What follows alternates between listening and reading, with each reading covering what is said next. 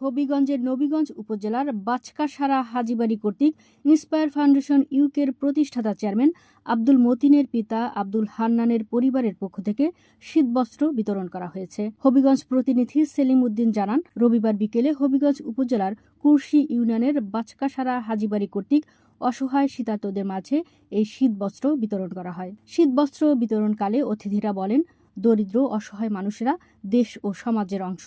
তাদের পাশে দাঁড়ানো সচেতন মানুষ হিসেবে আমাদের নৈতিক দায়িত্ব।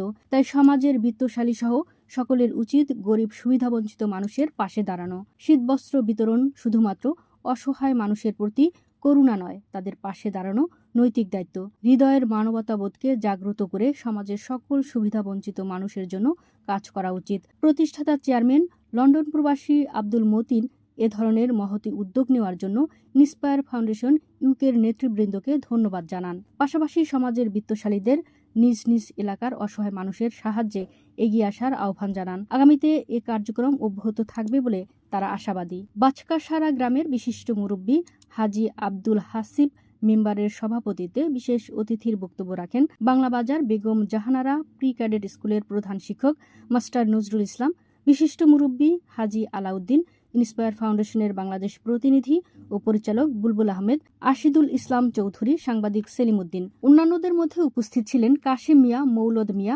সজলু মিয়া, কুরুস মিয়া, ধনাই মিয়া, আব্দুর রাকিব, আব্দুল হক, সালমান চৌধুরী, জাকারিয়া আহমেদ প্রমুখ।